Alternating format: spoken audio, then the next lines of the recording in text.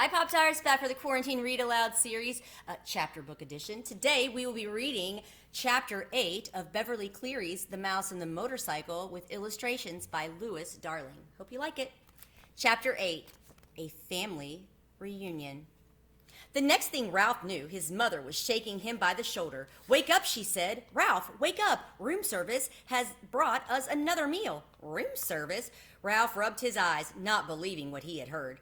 Room service has brought our dinner? Yes, a real feast. A whole blueberry muffin, a chocolate chip cookie, and said Ralph's mother, "Get up. We are having a family reunion." It all came back to Ralph. "Oh, room service," he said, understanding at last. "You mean the boy Keith. He is room service to me." Ralph's mother sounded happy and carefree. Ralph sat up. Already his aunts and uncles had many squeaky cousins, and many squeaky cousins were arriving by the secret paths in the space between the walls. It was a long time since anyone had had enough food for a family reunion, and there was rejoicing in the mouse nest for everyone but Ralph. He was thinking of the motorcycle he had lost and the promise he had broken. He had a dull, heavy feeling in the pit of his stomach, and he did not feel like celebrating. "Why, there's Ralph," squeaked Aunt Sissy, who thought she was better than the rest of the family because she lived in the bridal suite where she led her relatives to believe riches of rice fell to the carpet when the bride took off her hat and the groom shook out his coat. The rest of the family knew Aunt Sissy was not as grand as she pretended to be, because very few brides and grooms came to this hotel these days. "My, how you've grown." Ralph never knew what to say when people told him how he'd grown. "Well, well, if it isn't Ralph," said Uncle Lester, who had a nest inside the wall of the housekeeper's office where the maids dropped donut crumbs every morning at 10 o'clock when they had their coffee. "What's this I hear about you riding up and down the halls on a motorcycle?" Uncle Lester had a way of saying the wrong thing at the wrong time. "My land, a motorcycle?" said old Aunt Dorothy.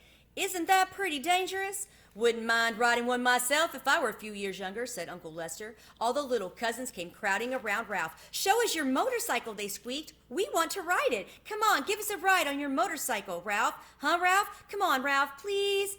Ralph knew he was expected to be polite to all his cousins, even the squeaky little cousins. Well, embarrassed and ashamed, he looked down at the floor. "I sort of lost the motorcycle in a pile of sheets and pillowcases." "Lost the motorcycle? Oh, Ralph!" cried his mother, genuinely alarmed. Ralph knew what she was thinking. Did this mean the end of room service? Did she have to go back to pilfering crumbs for his brothers and sisters? That's a young mouse for you," said tactless Uncle Lester. "Can't take care of anything." "If anybody asks me, I think it's a good thing he lost it," said Aunt Dorothy. "Riding a motorcycle is just plain foolhardy." All the little cousins looked disappointed and sulky. "I don't think he ever had a motorcycle," said one. "I bet he just made it up," said another, and the rest agreed. Ralph felt terrible. The family reunion swirled on around him. The muffin and cookie were divided. Cousins fought over the blueberries.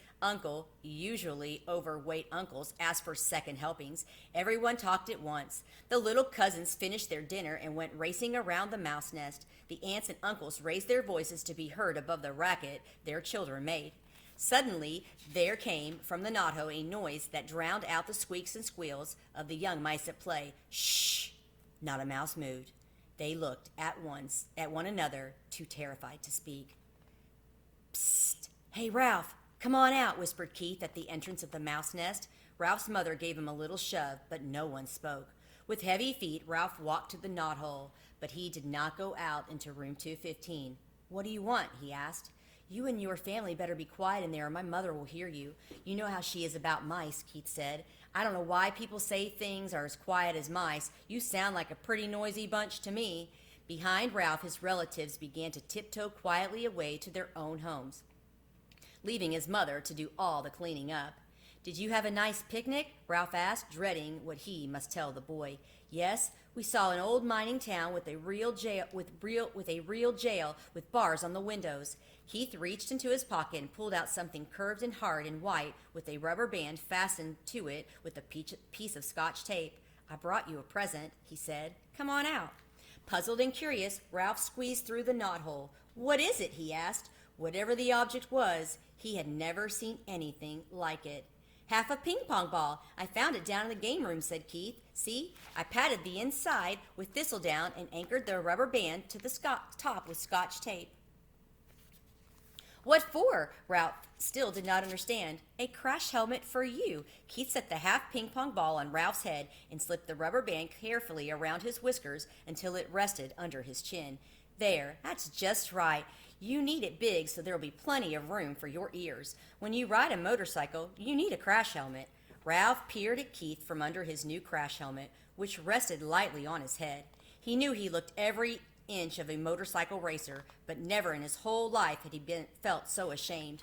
He longed to crawl off into his hole and never face Keith again, but his conscience, which until now he did not know he had, would not let him. There was nothing to do but stand there in the fine new crash helmet and confess.